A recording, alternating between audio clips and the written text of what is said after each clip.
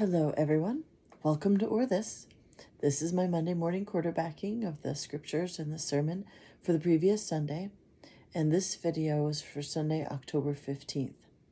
The scriptures assigned for the day were from the Old Testament reading. It was Exodus 32, verses 1 through 14. The psalm was Psalm 106, verses 1 through 6 and 19 to 23. The second reading was from Philippians chapter 4, verses 1 through 9, and the gospel was Matthew 22, verses 1 through 14.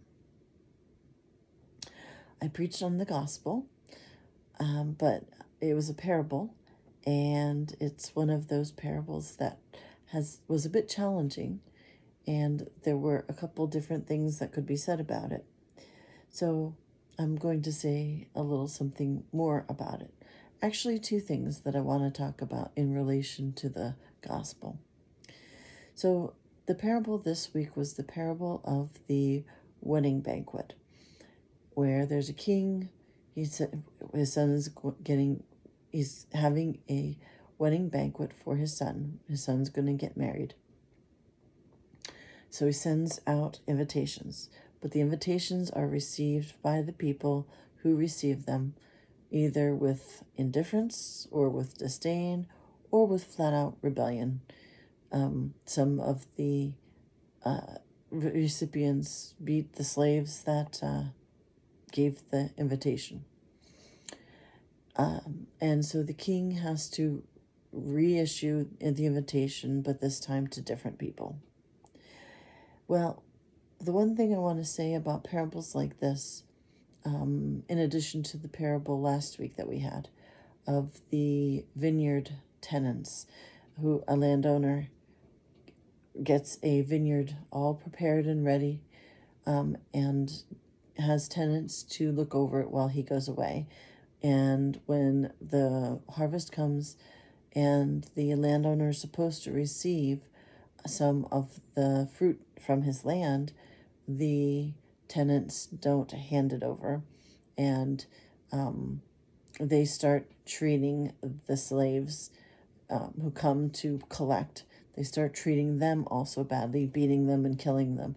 And then the landowner even says, I'll send my son, surely they will respect him. And then, but they don't, they kill him too. And Jesus asked the question, what will be done from these tenants? And Jesus doesn't answer the question, but the religious leaders listening answer and say, basically, it will be given to different tenants who are worthy of being able to use it. So the one thing I want to say about parables like that one and this parable, where you start with one group, but then they don't respond right, or they do something that they're not supposed to do, and another group comes along who is expected to respond properly. There's historically, and maybe in the present as well, there are those who have interpreted these scriptures to be basically saying that because the Jews did not do as they were supposed to, or because they didn't accept Jesus, that they were replaced as God's people by the Gentiles. I want to be clear and say that that is not at all the way that we interpret these parables. Hopefully you got that sense from my preaching or this video from last week and from the sermon this past week. But hopefully, if you didn't get it from any of those, I'll tell you that flat out right now. We do not believe, it's called supersessionism. We do not believe in that at all. The Jewish people are God's people, period. That promise is forever. It is the Gentiles who were added to God's promise, which was God's purpose in the first place, was to reach the whole world through the chosen people. And although God's chosen people in the Old Testament did not fulfill their vocation of being a light to bring the Gentiles to God, the nations to God, they remained God's chosen people regardless. But Jesus came to reach out to bring the Gentiles into God's family, alongside of God's chosen people. So the Gentiles were added, not replacing anybody, but added. So now that that's clear, I want to tell you a little bit more about this image of the marriage, of the wedding feast in the parable.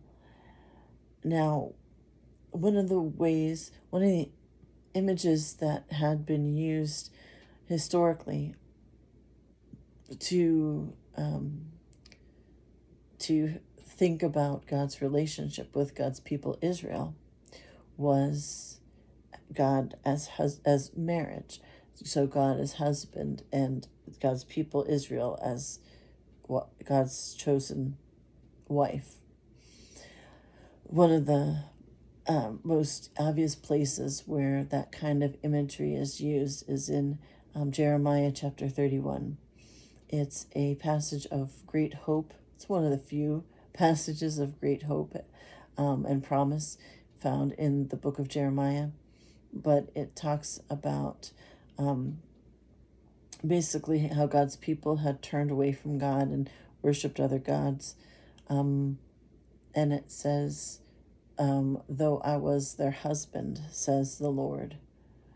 And so the idea was that it was a marriage, a relationship in which the one party, Israel, turned away and was unfaithful in the marriage, and worshipped other gods.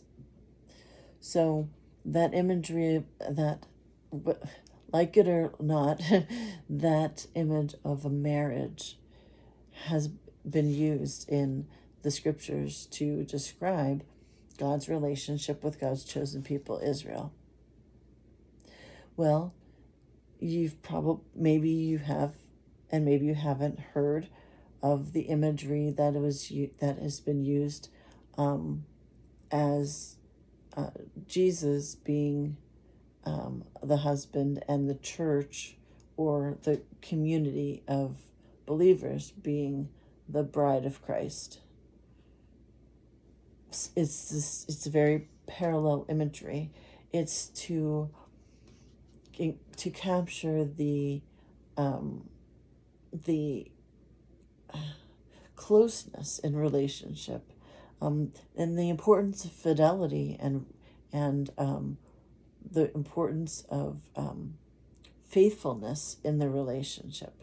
Again, whether you're comfortable with that or not, that it's just an image that conveys certain things. And it's a close relationship, it's a committed relationship. There's the idea of a covenant there, a faithfulness there.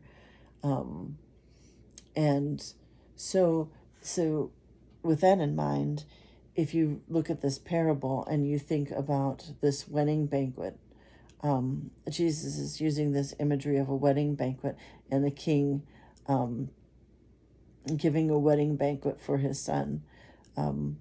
There might be a bit of that in the mind of the listener, because of the Old Testament imagery of God as husband and Israel as bride. So there might be some of that in the ears of the listener. But we can also think of that then as Christ coming certainly for Israel, but Christ also coming to be in relationship with all of those who hear of God's love and respond by turning in relationship to God and to Christ. And I talked about how the problem in the parable, as I saw it this time around, is that this is supposed to be something that's celebrative. And at first, the first invitees don't respond in that expected way.